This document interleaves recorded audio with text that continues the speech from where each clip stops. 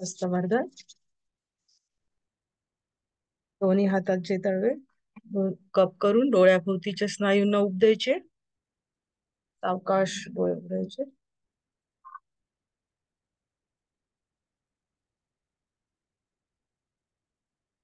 Okay.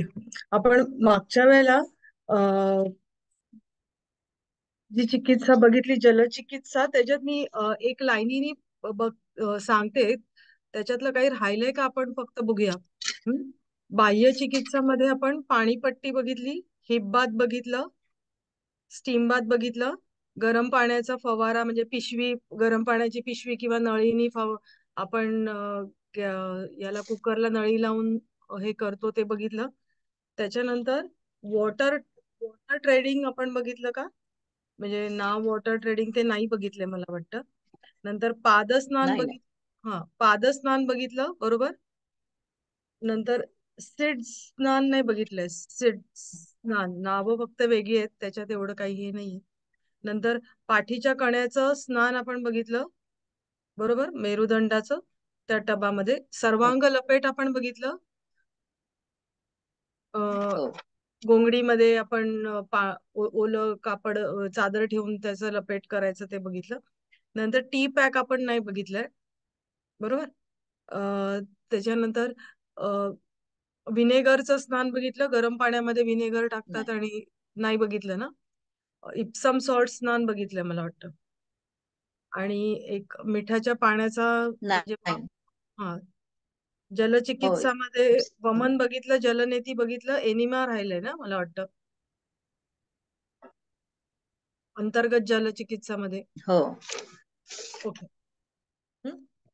तर आता एक थोडक्यात आपण जे राहिलंय ना ते पटापट आपण आता बघूया.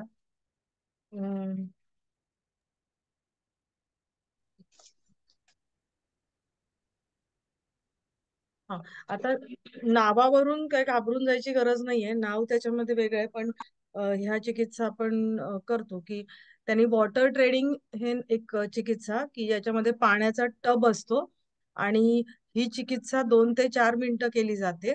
या टबामध्ये पाय टाकायचा आहे आणि लगेच बाहेर काढायचा आहे. म्हणजे अशा प्रकारे चिकित्सा केली जाते. या पटापट क्रियेमुळे पायांना उबदार तसेच सुखदायक संवेदना होतात आणि आपल्या शरीराची ऊर्जा याच्यामुळे वाढते. ज्यांना निद्रानाश आहे त्यांच्यासाठी हे अत्यंत उपयुक्त आहे. त्याचं नाव वॉटर ट्रेडिंग. त्याच्यानंतर सीड स्नान, एस सी ट चा पाय मोडायचा आणि झ, सीड स्नान. आता याच्यामध्ये गरम आणि गार पाणी एकाच वेळेला वापरलं जातं. एका टबामध्ये कमरेपर्यंतचा भाग म्हणजे पाण्यामध्ये घेऊन बसायचा आणि हात आणि पाय बाहेर टाकायचे, म्हणजे बाहेर ठेवायचे.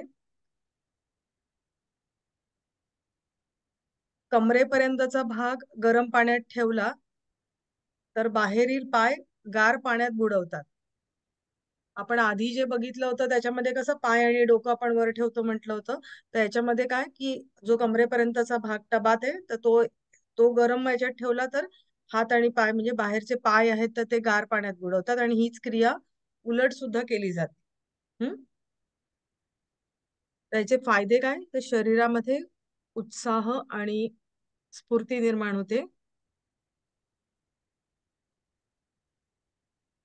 किती श्रम केले तरी थकवा जाणवत नाही.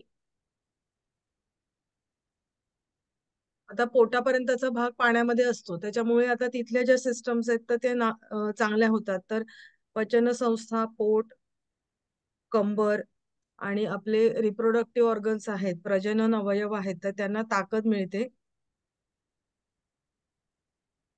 आता पचन संस्थेशी संबंधित आहे त्यामुळे मूळव्याध आणि स्त्रियांच्या जननेंद्रियाच्या आणि मासिक धर्माच्या सर्व व्याधींमध्ये त्याचा फायदा होतो. म्हणजे थोडक्यामध्ये पोटाचे जे काही विकार आहेत तर मग आपली अंतर्गत रिप्रोडक्टिव्ह सिस्टम आणि डायजेस्टिव्ह सिस्टमचे जे व्याधी आहेत तर ते बरं व्हायला मदत होते. तर अजून काय राहिलं टीप आपण सर्वांग लपेट बघितलं ना तर त्याच्यामध्ये कमरेला कापड लावलं जातं. म्हणजे कसं की खेडेगावामध्ये बघा धोतर, शेतामध्ये काम करणारी जी लोक असतात तर कमरेला असं आडवं धोतर आणि आपला जो मधला जो भाग आहे तर त्याला उभं अशा प्रकारे टी आकाराचं हे असतं. मी तुम्हाला इथे एक चित्र दाखवते, ते तुम्हाला इथे दिसलं तर बघा. दिसतंय का? हो हो. तर अशा प्रकारचं एक कापड गुंडाळलं जातं म्हणजे आपल्या कमरेभोवती. म्हणजे टी टी पॅक असं पण त्याला म्हणतात. हम्म. आणि एक दुसरं म्हणजे की आपण सर्वांग लपेट ज्या वेळेला कधी कधी शक्य नसतं ना तर आपल्या गरजेनुसार ह्या गोष्टी केल्या जातात. हम्म. मग दुसरं की आपल्या छातीला, छातीच्या भागाला कापड गुंडाळलं जातं. म्हणजे आपला चेस्टचा भाग आहे ना तो, म्हणजे आपलं ब्लाऊज कसं असतं स्लीवलेस ब्लाऊज तशा प्रकारे ते कापड गुंडाळलं जातं. मी त्याचं आता चित्र तुम्हाला ह्याच्यात दाखवते, एक तुम्हाला लक्ष, हे बघा. दिसतंय का?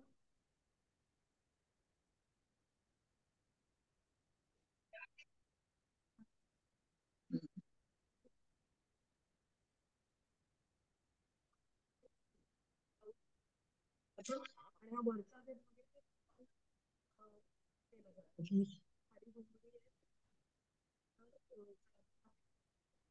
गुंडाळली जाते. गरम जी घोंगडी आहे तर ती गुंडाळली जाते.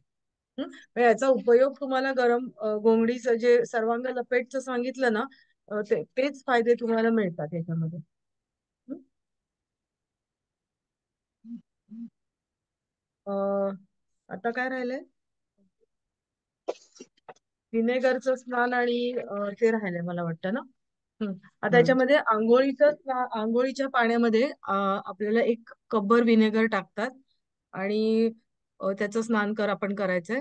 तर याच्यामुळे शरीरामध्ये स्फूर्तीचा संचार होतो आणि अ, कोणत्याही प्रकारच्या जंतू संसर्गाला विरोध करण्याची शक्ती शरीरामध्ये निर्माण होते आणि प्रतिकार शक्ती वाढते. म्हणजे ऍक्च्युली स्किनचे प्रॉब्लेम जर झालेले असतील ना तर याचा चांगला फायदा होतो. म्हणजे सुरुवातीच्या याच्यामध्ये काळामध्ये तुम्ही जर विनेगरचं स्नान घेतलं तर. नंतर इप्सम सॉल्टचं आपण मला वाटतं बघितलं होतं की 50 लिटर गरम पाण्यामध्ये 1 किलो इप्सम सॉल्ट टाकलं जातं आणि ही चिकित्सा घेणाऱ्याला पाण्यात बसायचं असतं. अंगाला घाम यायला लागला की बाहेर येऊन अंग पुसायचं. साधारण 15 मिनिटं हे आपण करू शकतो. आता याच्यामुळे होतं काय, आता इप्सम सॉल्ट टाकलेलं आहे म्हणजे याच्यामध्ये तुम्हाला गाऊट वगैरे झालेलं असेल किंवा सांधेदुखी असेल तर ती बरी होते. आता घाम येतो, घामामुळे रक्तातलं युरिक ऍसिड बाहेर पडायला मदत होते आणि ज्या वेळेला सांधेदुखी किंवा गाऊट असतं तर त्यावेळेला तुमच्या शरीरातलं युरिक ऍसिड असतं ते सांध्यांच्या ठिकाणी साठलेलं असतं आणि ते स्वेलिंग आलेलं असतं. तर त्याच्यासाठी याचा अत्यंत चांगला उपयोग होतो.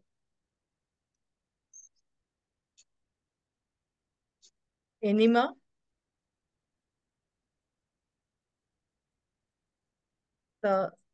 एनिमा कसा देतात आपल्याला सगळ्यांना माहितीये की एखाद्या व्यक्तीला झोपवतात आणि साधारण 3 फुटाच्या वरती भांड ठेवलेलं असतं आणि त्याच्यामध्ये पाणी ठेवलेलं असतं आणि त्या पाण्याची नळी जी आहे आणि खाली त्याला एक ब्लंट म्हणजे टोक नसतं त्या नळीला, सॉफ्ट एकदम केलेली असते त्याचं की आपल्या गुदद्वाराला त्याचा त्रास होऊ नये म्हणून त्याला तेल वगैरे लावून ते आपल्या गुदद्वारामध्ये हळूवार सरकवली जाते आणि नंतर त्याला एक की असते.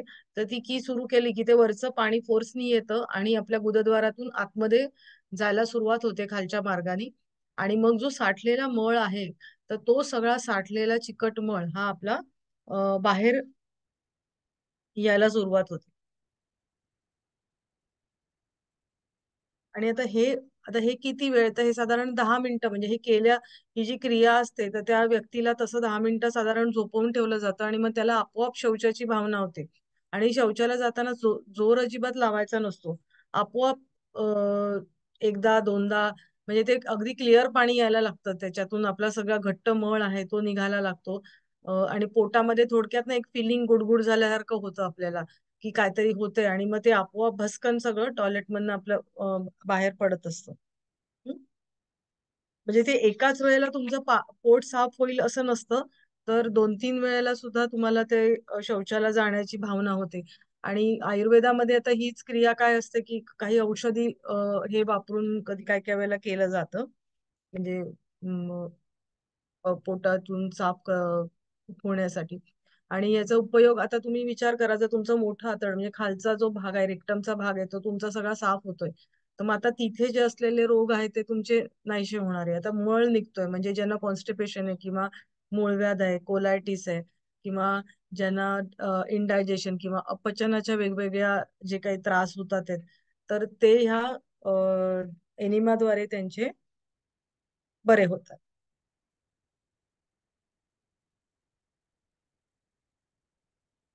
एक लक्षात घ्या, आपलं पोट साफ असेल ना तर आपलं पूर्ण आरोग्य हे चांगलं राहत असतं. त्यामुळे पोट साफ होणं हे खूप गरजेचं असतं. म्हणजे रोज शौचाला जाणं, किंवा आपण म्हणजे काही काहींना शौचाला होत नाही आणि वरून मात्र अन्न टाकलं जातं. मग ते डायजेस्ट, ते फूड असतं ते सगळं आपलं साठून राहतं, आणि मग त्याच्यातून जे काही अपचन म्हणजे किंवा मळ आहे, तर तो मळ आपल्या मोठ्या आतड्यामध्ये राहतो, आणि त्याच्यापासून जे गॅसेस होतात किंवा विषद्रव्य तयार होतात ती रक्तात मिसळतात. आणि मग ते सगळं रक्त सगळ्या ऑर्गन्सना जाऊन जे आपलं वीक ऑर्गन आहे ते त्याला बळी पडतं. म्हणजे म्हणून पोट साफ होणं रोज गरजेचं आहे. हं? आता आपण जलनेती बघितलंय, वमन बघितलंय. बरोबर. आता मिठाच्या पाण्याचा वाफ घेणं, तर गरम पाण्यामध्ये म्हणजे मीठ मीठ टाकायचं, आणि ते मोठ्या भांड्यामध्ये घ्यायचं आणि त्याची वाफ घ्यायची. तर त्याच्या वाफाने सर्दी किंवा सर्दीचे जे काही विकार आहेत ना, तर ते सगळे त्याच्याने नाहीसे होतात. आणि वाफ घेताना म्हणजे ते तुम्ही गॅसवरनं खाली उतरवायचं आणि मग ते वाफ घ्यायची. आणि ती वाफ घेताना तुम्ही नाक म्हणजे तोंड असं उघडं ठेवायचं, म्हणजे तोंडातून पण ती वाफ तुमची गेली पाहिजे. बरोबर. म्हणजे घशाचे काय प्रॉब्लेम्स असतील तर ते सगळे तुमचे बरे व्हायला त्याच्याने मदत होते. आपण जे नॉर्मल जी वाफ घेतो की नाही, एरवी सर्दी खोकला किंवा काय झाल्यावरती, तर तशाच प्रकारचं आहे हे. आणि पूर्ण घाम येईस तोपर्यंत म्हणजे आपण जी वाफ घेतो तर ते टॉवेल टाकतो की नाही डोक्यावरती, तर पूर्ण तसा घाम यायला पाहिजे. आणि हे करताना तुमची चेस्ट आहे, तर ती चेस्ट पण म्हणजे छातीला पण ती वाफ लागली पाहिजे. कारण कफ साठतो कुठे? आपल्या छातीमध्ये. बरोबर. गळा छाती म्हणजे छातीचा वरचा भाग आहे किंवा मधला भाग आहे, तर याच्यामध्ये तो साठलेला असतो. तर वाफ घेताना आपण ज्यावेळेला तोंड त्याच्यावरती ठेवतो, तो पूर्ण छातीवरचा भाग, आणि शक्यतो म्हणजे कापड कमी घातलेली असेल वस्त्र तर बरं पडतं, की डायरेक्ट शेक आपण वाफेचा योग्य त्या अंतरावरून आपल्याला सोसेल असा तो घ्यायचा, की चांगला घाम सुटला पाहिजे. हम्म. आणि मग त्याच्यानंतर आता घाम सुटल्यानंतर आपलं ओल्या कापडाने ते अंग पुसून काढायचंय.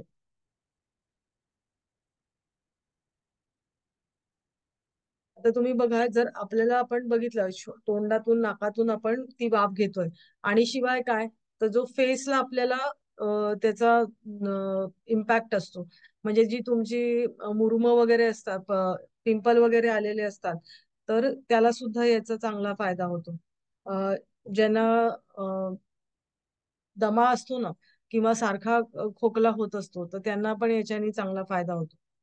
आता गरम पाण्याचं एक लक्षात ठेवायचं, गरम पाणी हे नेहमी ज्यांचं बीपी वगैरे असतं किंवा हार्टचे प्रॉब्लेम असतात, तर ते त्यांना शक्यतो आपण खूप सांभाळूनच या गोष्टी द्यायच्या.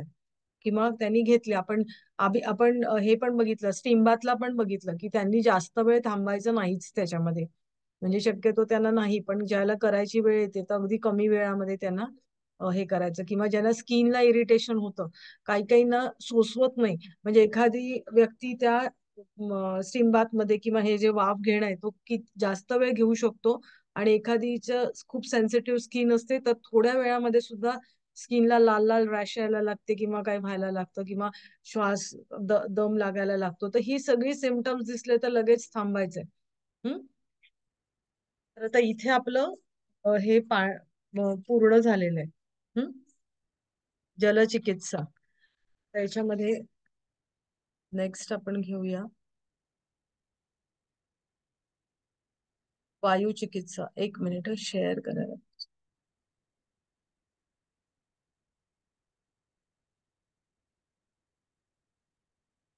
बापरे.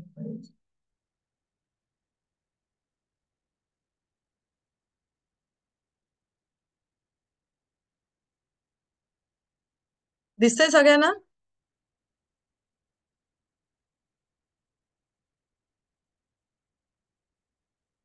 दिसतंय का सगळ्यांना? हो मॅडम. ओके. थोडं फुल स्क्रीन केलं तर थोडंसं होईल.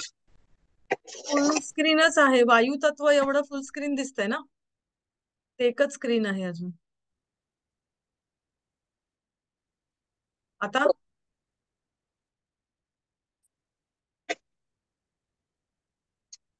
आता दिसतंय हो व्यवस्थित? दिसते मॅम. ओके. हो. आता नेक्स्ट आपलं वायू तत्व. तर वायू तत्व पंचमहाभूतांपैकी हे एक आहे.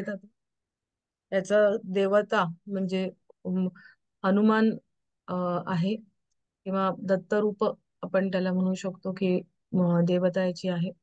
वायूचं दुसरं रूप काय आहे? ध्वनी, आवाज, साऊंड. हो की नाही? आपल्याला अवकाशातून ऍक्च्युली म्हणजे अवकाश तत्वातून येतं, पण वायूचा संचार आहे त्याच्यामुळेच आपल्याला हे ध्वनी किंवा आवाज आपल्याला ऐकू येत असतो. त्यामुळे ती चिकित्सा इथे दिली जाते. आता हवेचे मुख्य वैशिष्ट्य आपण बघणार आहोत. कुठलंही तत्व असेल तर आधी त्या तत्वाचं वैशिष्ट्य आपल्याला माहिती पाहिजे, की त्या वैशिष्ट्यावरूनच किंवा त्याचे गुणधर्म आहेत त्याच्यावरूनच त्याचा उपयोग त्या चिकित्सा पद्धतीमध्ये केलेला असतो. म्हणजे आपण पाणी आपण आधी पृथ्वी तत्व बघितलं, मातीचे जी काही गुणधर्म आहेत ते बघितले, आणि मग आपण ते कसे गुणधर्म वापरून घेऊ शकतो त्या चिकित्सा पद्धती बघितल्या. पाण्याचं पण सेम बघितलं. आता आपण हवेचं काय आहे तर हवेचं आपण बघूया.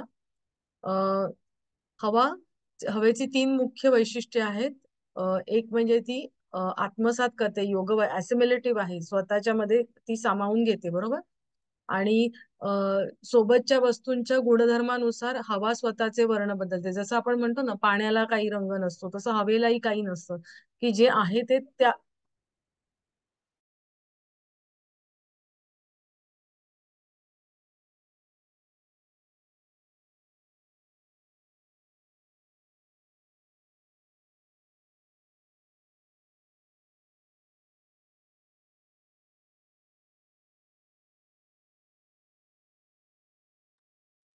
मॅडम तुमचा आवाज नाही येते.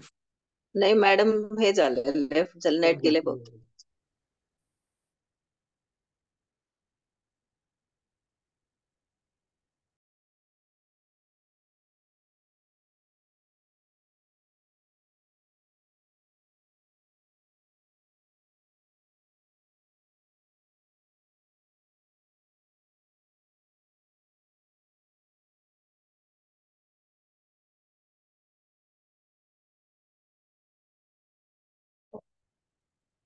सॉरी, जरा एक गडबड झाली काहीतरी. हा.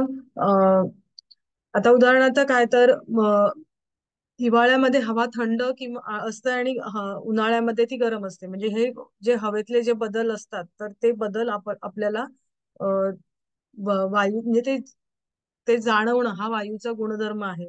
आता एकाच ठिकाणी एकाच वेळेला एकच गुणधर्म असतो का? नाही. आजूबाजूच्या वातावरणाचा परिणाम त्या बाजूच्या हवेवरती होत असतो. म्हणजे वातावरण, आता बर्फ आहे तिथे म्हणून आजूबाजूची हवा आहे ती थंड होते, बरोबर. हिमालयामध्ये तिकडे थंड असतं, किंवा शिमला, कुलू मनाली जिथे बर्फ पडतो, किंवा उंचावरती जी ठिकाणं आहेत तर त्या ठिकाणची हवा ही थंड असते. आणि आपण जर समुद्रकिनारी बघितलं तर समुद्रावरून वारे येत असतात, आणि त्याची वाफ, ह्युमिडिटी असते त्याच्यामध्ये, त्याच्यामुळे पाण्याचं प्रमाण तिथे जास्त असतं, आणि त्यामुळे तिथली हवा जी असते ती ओलसर किंवा ह्युमिड असते. जिथे आपण देशावरती मध्ये जर पठारावरती गेलो तर तिथे जी हवा असते ती जास्त गरम असते, कारण का तिथे उन्हाचं डायरेक्ट किरण येत असतात, त्यामुळे तिथली हवा तापलेली असते. म्हणजे हे जे गुणधर्म आत्मसात करण्याचा गुण हा त्याच्यामध्ये असतो. हम्म. त्याच्यानंतर आता हे जे सगळ्या गोष्टी आहेत तर त्याचा ह्या गुणधर्मांचा उपयोग हा अरोमा थेरपी जो आहे तर अरोमा थेरपी मध्ये केला जातो. म्हणजे ते कुठे केला जातो तर अरोमा थेरपी म्हणजे काय तर वेगवेगळ्या औषधी गुणधर्म असतात, औषधी असतात, त्यांचे अर्क काढलेले असतात, आणि त्याचे काही थेंब हे जे बेस ऑइल असतं, म्हणजे तिळाचं तेल किंवा इतर कुठलेही बेस ऑइल असतात, तर त्या बेस ऑइल मध्ये ते टाकले जातात, आणि तुमच्या आजारानुसार ते तुम्हाला वापरले जातात.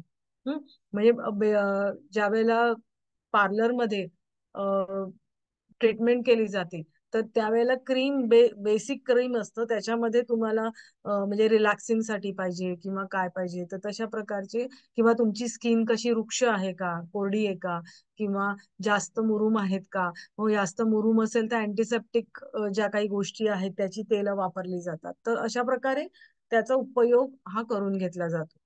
हं? आता त्याचा दुसरा गुण आहे सटलिटी, म्हणजे अगदी सूक्ष्मता. हं? तो सूक्ष्म अ, अ, असल्यामुळे काय की कुठेही सर्वत्र कुठेही जाऊ शकतो तो, कुठलीही जागा तो अ, व्यापून घेऊ शकतो. नंतर काय की त्याचं तो डायरेक्शन म्हणजे दिग्दर्शन करतो, म्हणजे डायरेक्शन देतो.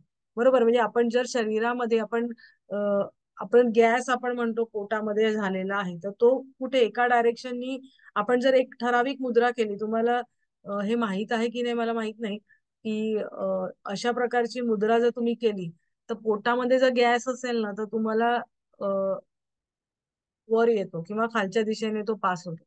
बरोबर, म्हणजे एक डायरेक्शन मिळते. आता हे ऍक्च्युअली मी पोटातलं ते डिसीज झाला, पण वहनाचं जे कार्य आहे म्हणजे इथे जे आपल्याला बघायचंय, तर त्याचं वहनाचं जे कार्य आहे तर ते वायूमुळे होतं, म्हणजे पंचप्राण जे आपण म्हणतो. तर त्याच्यामध्ये वायूचं कार्य काय, वहन, म्हणजे सगळं संचारण प्राणाचं वहन आहे. तर ते वहन हे या अ, वायूचं काम आहे. हं?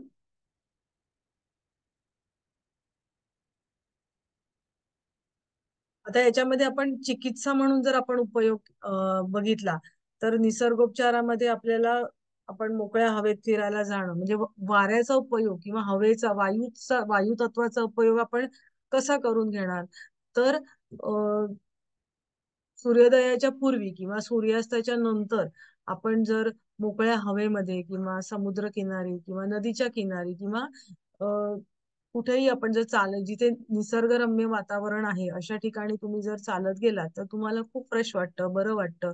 का वाटतं, तर तिथली जी हवा मोकळी असते त्याचा परिणाम तुमच्या शरीरातल्या रोमारोमावरती होतो, तो प्रत्येक सेलवरती होत असतो आणि तुमचं मनही त्याच्यामुळे प्रसन्न राहतं.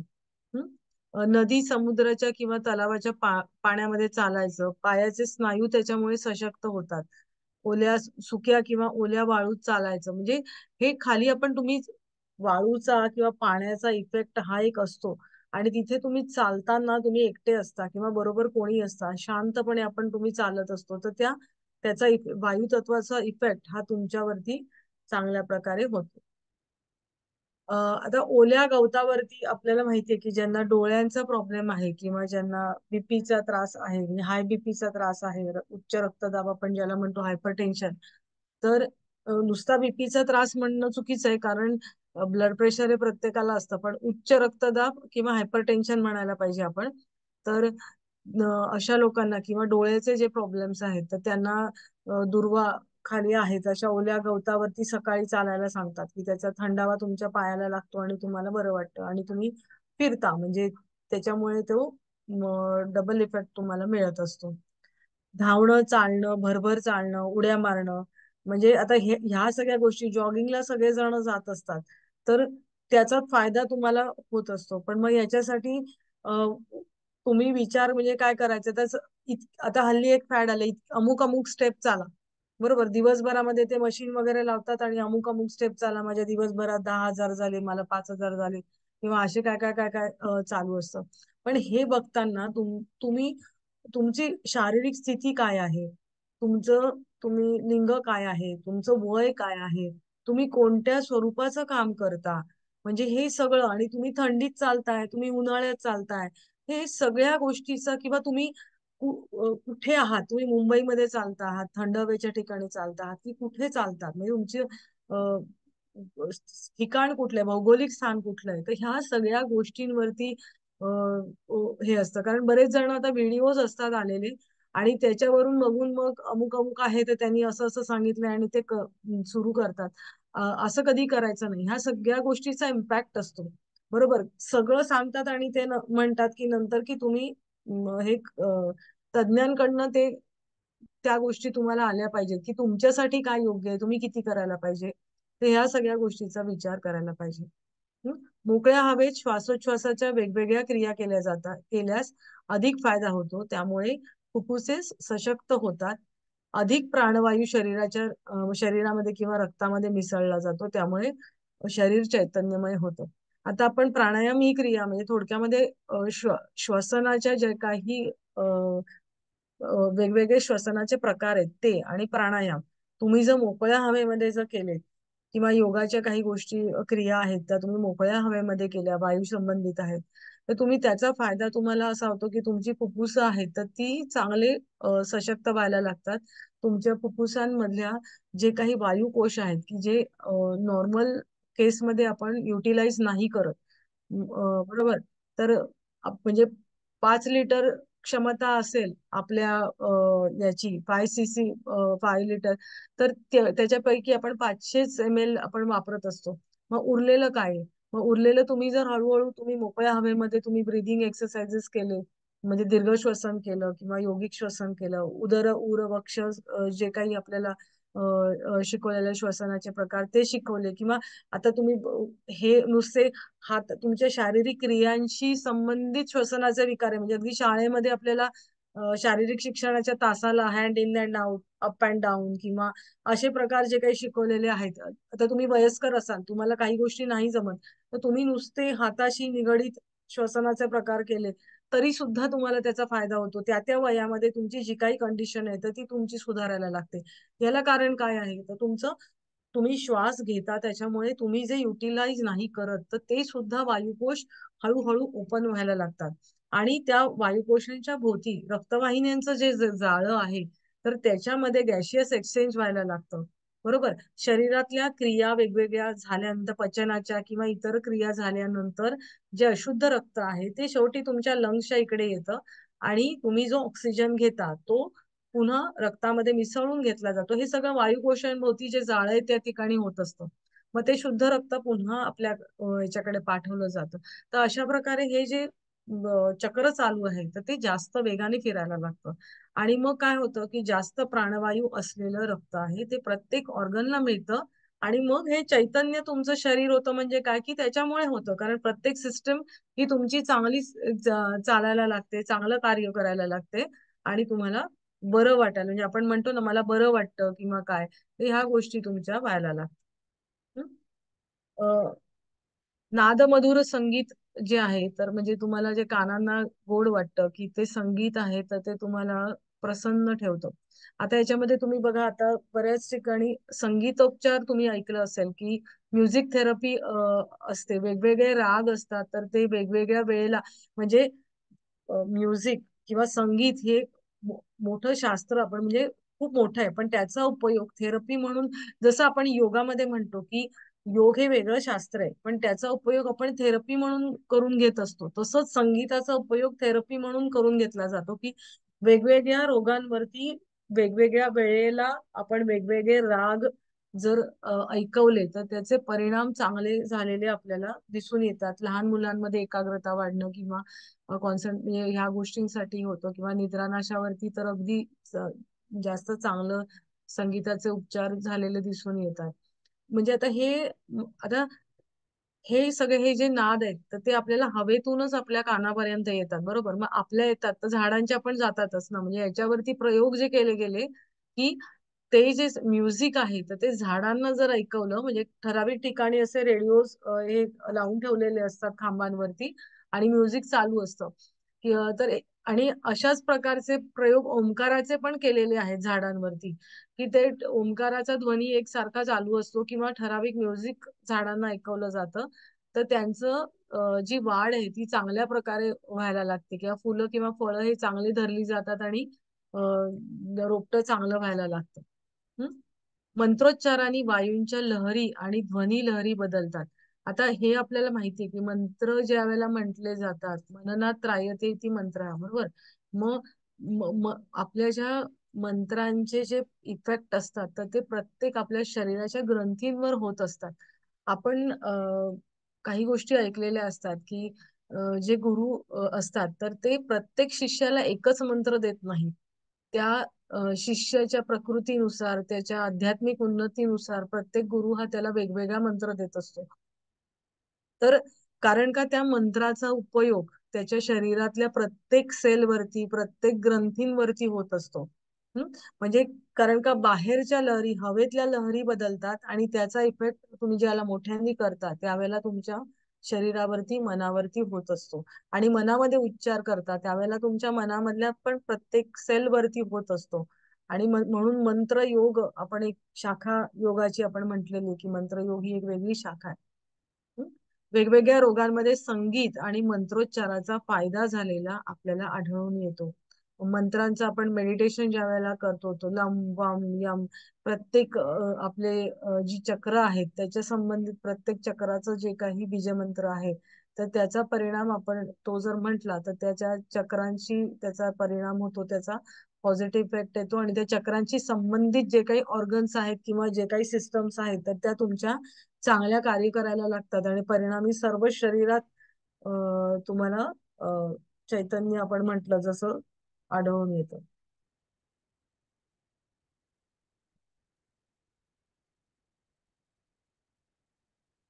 तर इथे आपलं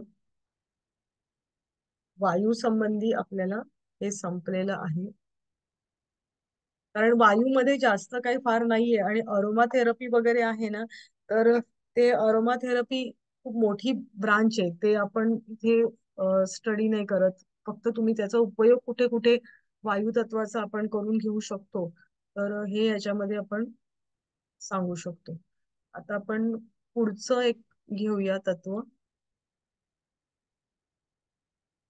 सर रेकॉर्डिंग स्टॉप करता का? मी जरा हे काढते.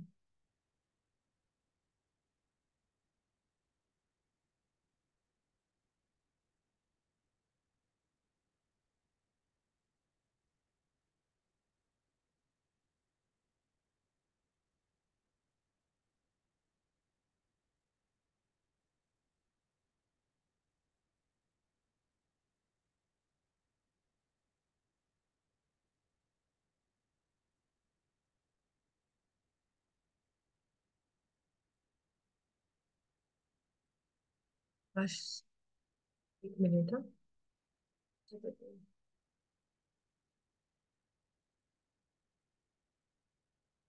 काढून ठेवलं होतं मला.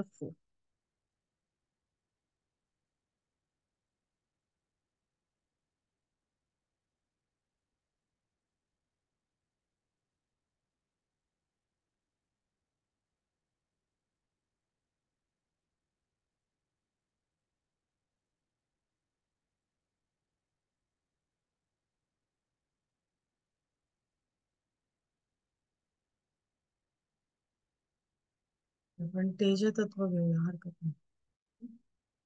आता पुढचं तत्व घेऊया, तेज तत्व. तेज म्हटल्यानंतर काय येणार मला सांगा बरं. तेज म्हटल्यानंतर सूर्य. डोळे, सूर्य, अग्नी. हा, बरोबर. आता म्हणजे तुमचं सगळं सूर्य म्हटल्यानंतर आपल्याला जे पंचमहाभूत आहे तर ते सूर्य किंवा ती देवता आहे. तर ऋग्वेदामध्ये काय म्हटलेलं आहे की सूर्य ही देवता आहे याची. आता हे आपण थोडक्यात हे बघूया कारण याचा एवढं काही हे नाहीये.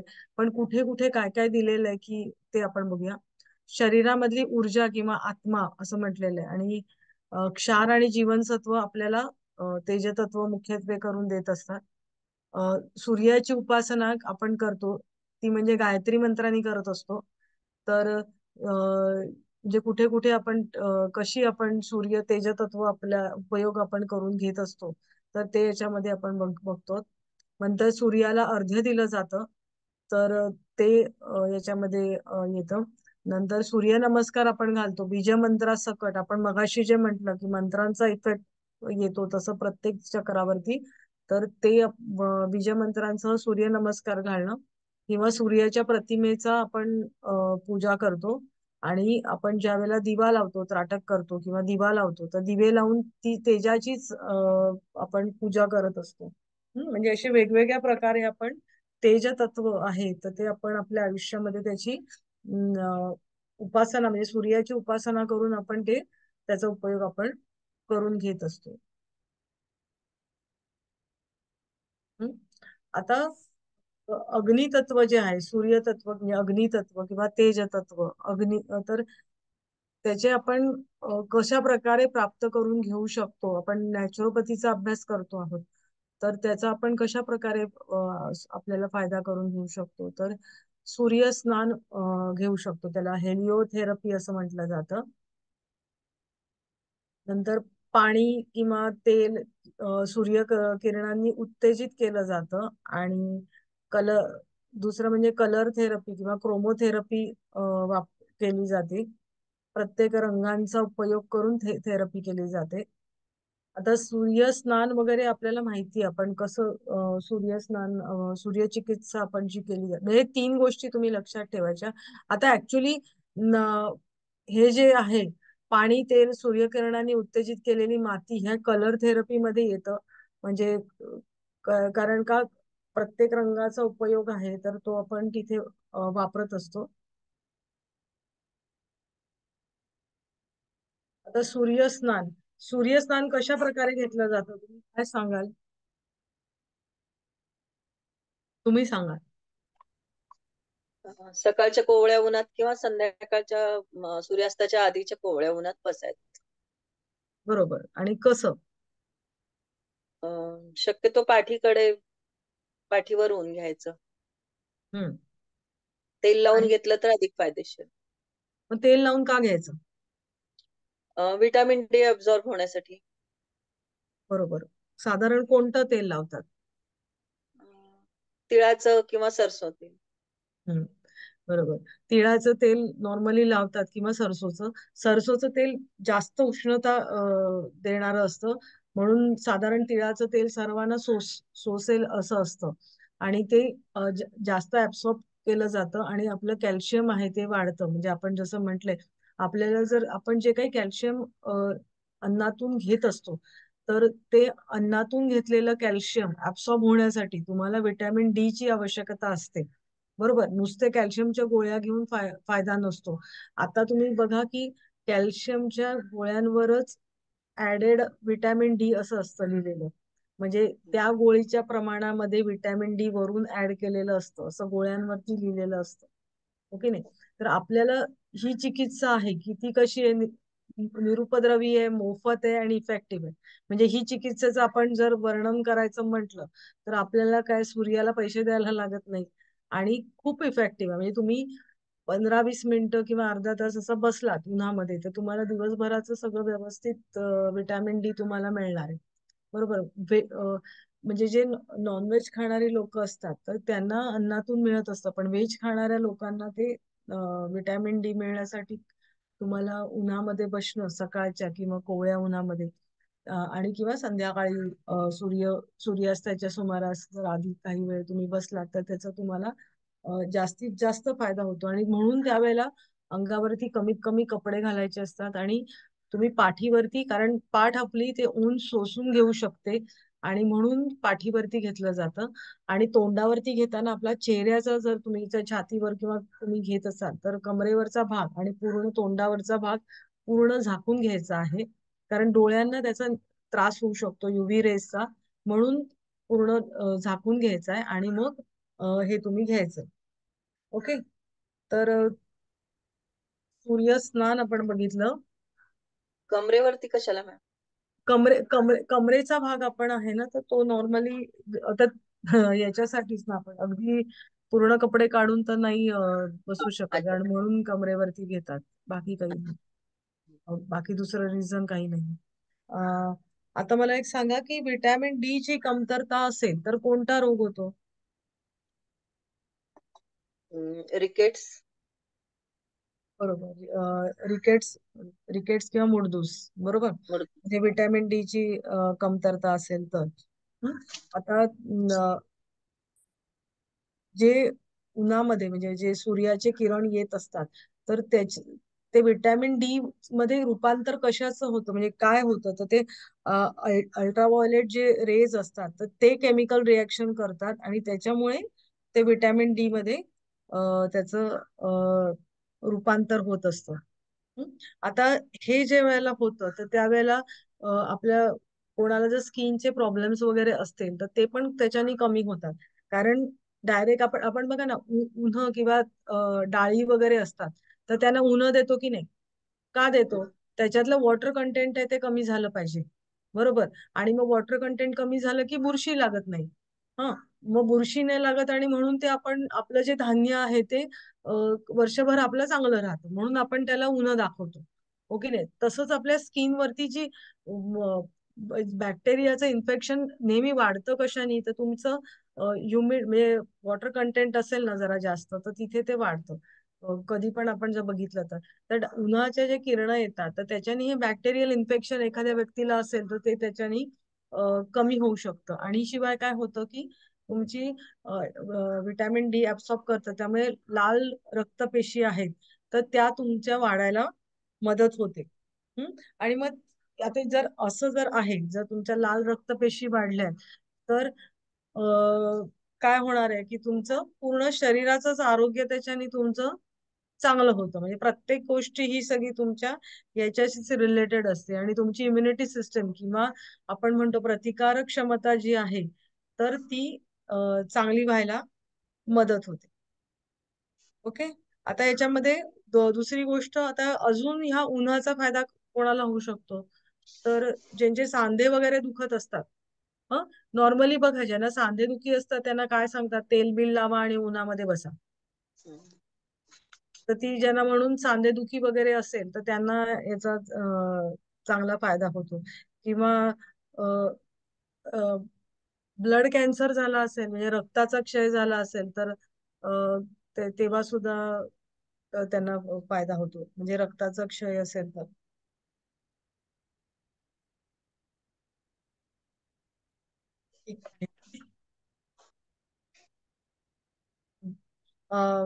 एक्झॅक्ट इन्फ्रारेड किरणांमुळे बॅक्टेरियांचा नाश होतो आणि शारीरिक व्याधींचे शमन होते, त्यामुळे जखमा लवकर भरून निघतात. या किरणांमुळे सांधेदुखी, लंबॅगो, पाठदुखी, गाऊट, शरीरातील चमका म्हणजे तुम्हाला चमक भरते आपण म्हणतो ते, पोटरीचे येणारे पेटके या व्याधी दूर होतात. थोडक्यामध्ये तुमच्या पाठीच्या कण्याचे आजार आणि मसल्सचे जे विकार असतात ना, तर ते तुमच्या याच्याने दूर होतात. आता आपण बघितलं, जर सूर्याच्या किरणांमध्ये अल्ट्राव्हायोलेट रे आणि इन्फ्रारेड रे हे दोन्ही आहेत, त्याचा उपयोग अशा प्रकारे आपण करून घेतोय. मग आता तुम्हाला माहिती असेल, ज्यांना कोणाला काय कधी प्रॉब्लेम झाला, हात तुटला काय किंवा काय झालं असेल, तर तो एक लाल लाईट मिळतो इन्फ्रारेड रे, त्याचा शेक घ्यायला सांगतात बऱ्याच वेळेला. तर ते त्या इन्फ्रारेड रेचा वापर करून आपण आपले मसल दुखते कुठे किंवा काय, तर ते तिथे फिजिओथेरपीकडे वाल्यांकडे असतो तो लाईट. किंवा बरेच जण स्वतः पण विकत घेतात घरी, जर शेक द्यायला सांगितलं असेल तर तर तो असा लांबून ठराविक अंतरावरून त्याचा शेक घेतला जातो इन्फ्रारेड लाईटचा. तर ते चिकित्सा लहान म्हणून. मुलांनाही लहान मुलांनाही कावीळ झाली तर ठेवतात उन्हात सकाळच्या. हो हो हो, बरोबर. तर म्हणजे उन्हाचा उपयोग आपल्याला अशा प्रकारे आपल्याला करून घेता येत.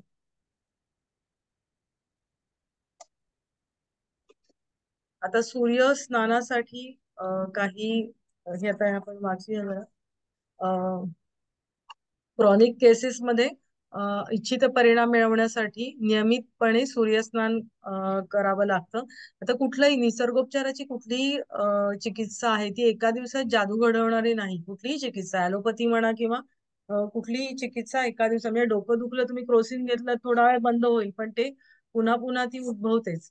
पण तसंच आहे की सूर्यस्नानाने तुम्हाला थोडंसं कंटिन्युटी पाहिजे त्याच्यामध्ये. सूर्यस्नान शक्यतो रिकाम्या पोटी करावं.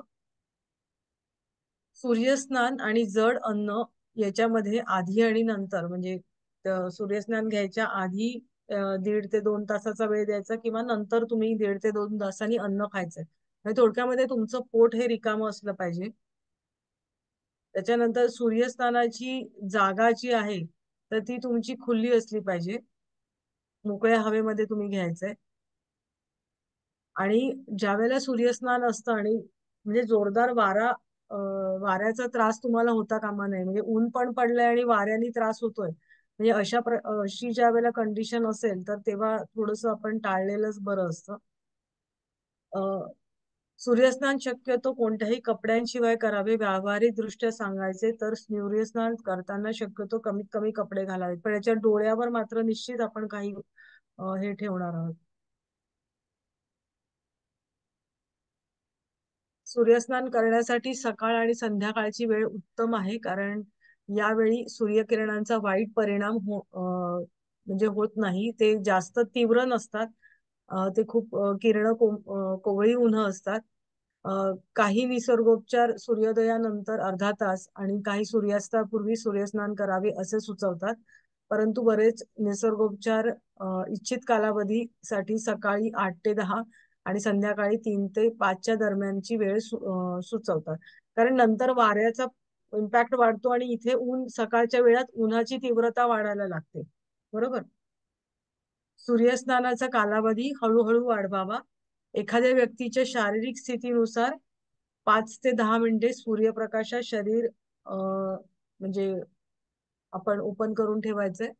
एखाद्या व्यक्तीला एक्सपोजरचा कालावधी म्हणजे काय माहिती, काही काही कंडिशन मध्ये असं असतं की तुम्हाला डायरेक्ट सूर्यस्नानाचा त्रास होऊ शकतो. तर मग ते काय करतात की आता तुमचे पायच ओपन ठेवलेत, मग त्याच्यानंतर हळूहळू शरीराचं एक एक अंग हळूहळू हळूहळू ओपन ठेवायला सुरुवात करतात आणि मग त्याच्यानंतर मग पूर्ण बॉडी ओपन ठेवतात. म्हणजे अशा प्रकारे सुद्धा काही वेळेला ट्रीटमेंट तुम्हाला दिली जाते आणि म्हणजे थोड्या थोड्या वेळाने आपल्या बॉडीचा काही पार्ट तुमचा ओपन ठेवला जातो. आता ही म्हणजे तुम्ही कोणती ट्रीटमेंट देताय, तुमची शारीरिक कंडिशन काय आहे, इतर एका व्याधी बरोबर दुसऱ्या व्याधी पण तुम्हाला आहेत का, या सगळ्याचा विचार एकत्रितरित्या याच्याने केला जातो. सूर्यस्नानाचा कालावधी, एक मिनिट.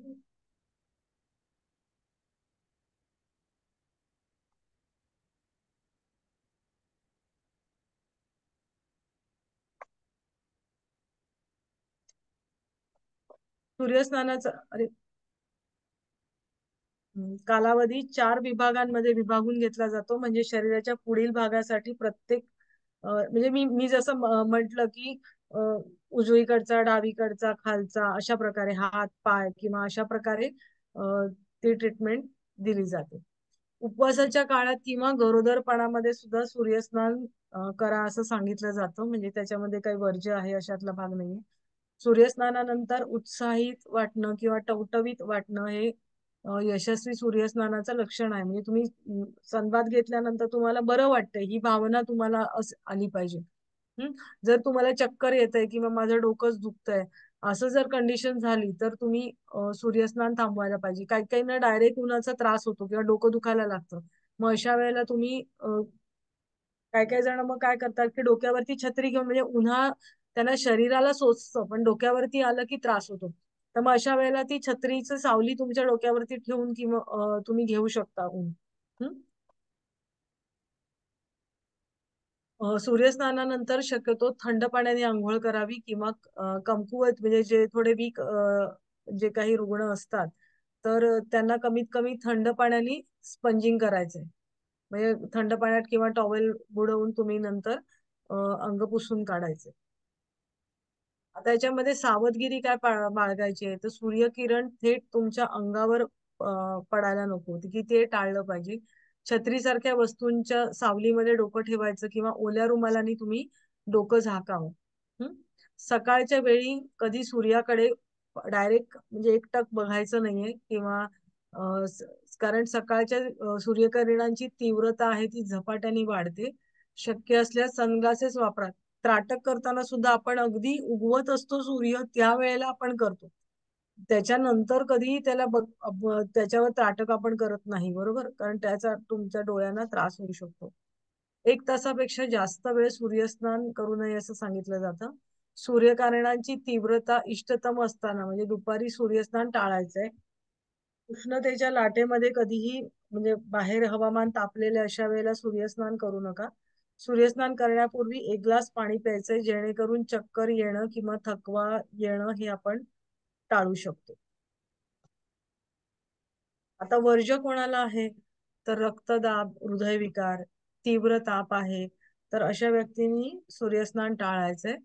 आणि ज्या व्यक्तींना कोणत्याही प्रकारचा अशक्तपणा असेल तर त्यांनी जे काही चिकित्सक आहेत त्यांच्या मार्गदर्शनाखाली, म्हणजे निसर्ग नॅचरोपॅथिस्ट आहे त्यांच्या मार्गदर्शनाखाली सूर्यस्नान करायचं. आता हे विविध प्रकारचे जे सूर्यस्नान जे घेतले जातात तर ते कोणी म्हणजे शोधून काढले आणि कशा प्रकारची, तर ते काही दिलेलं आहे, तर ते आपण एकदा बघूया.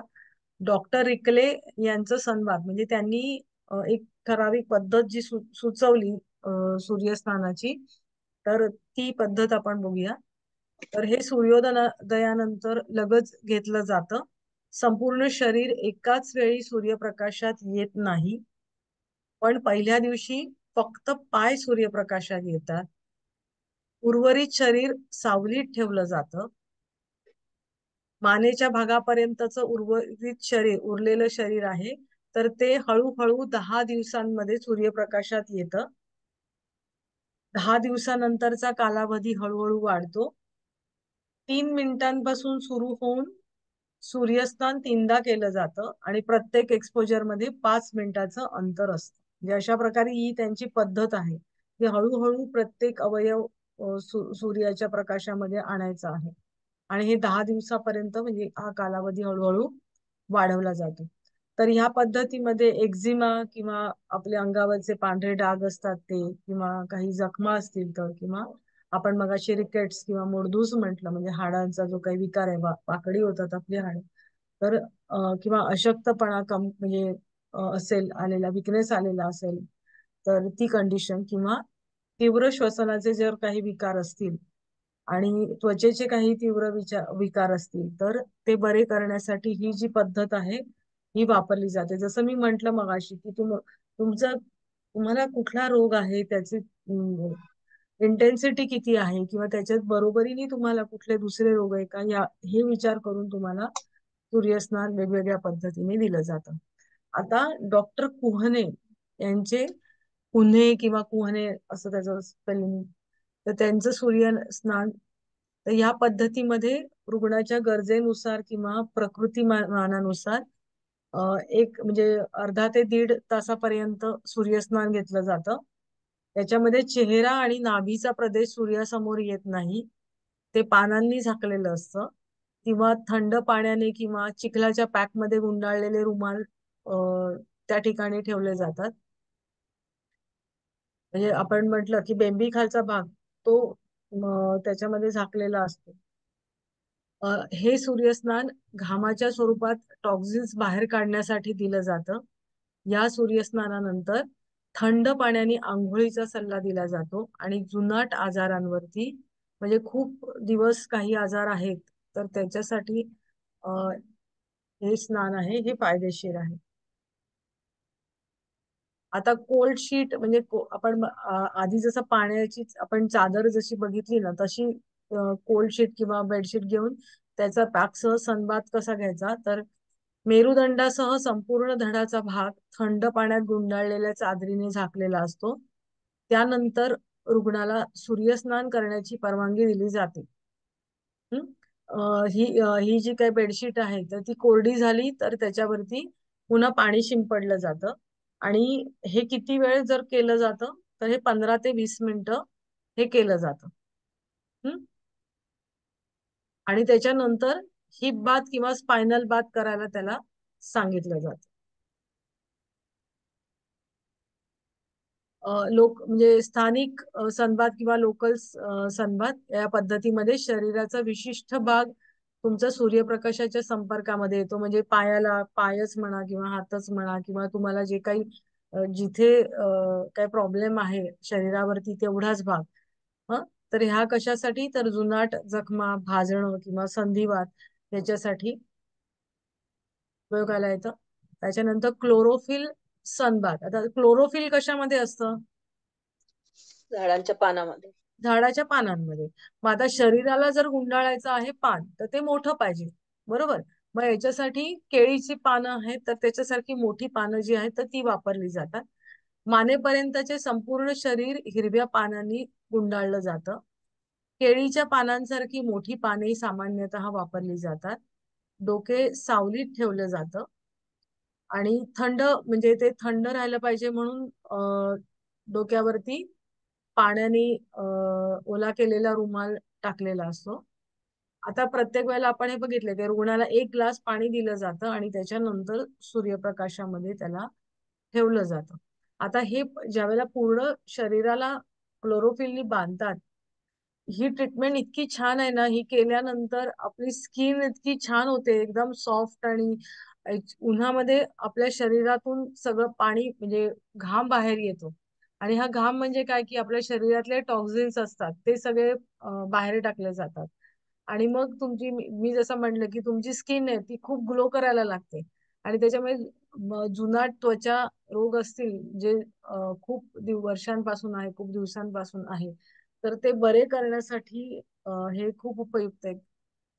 म्हणजे याच्यात उन्हाचा तर उपयोग आहे, पण त्याच्यात बरोबर जे पानांमधलं क्लोरोफिल आहे त्याचा वापर करून आपल्या स्किन वरती ट्रीटमेंट दिली जाते थोडक्यामध्ये. बंद डोळ्यांवरती सूर्यस्नान किरकोळ दृश्य दोष म्हणजे दृष्टीचे दोष आहे तर ते बरे करण्यासाठी उपयुक्त असते.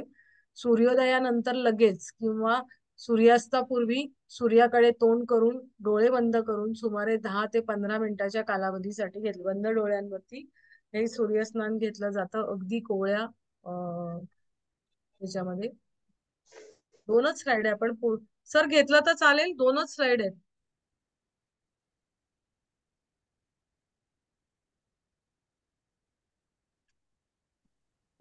सर हे नेक्स्ट लेक्चर आहे का तुमचं? हो आहे मॅम. ठीक आहे मग आपण पण मॅम आला नाहीत अजून.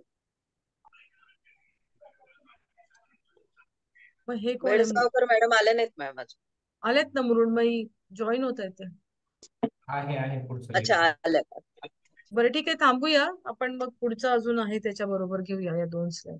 मॅडम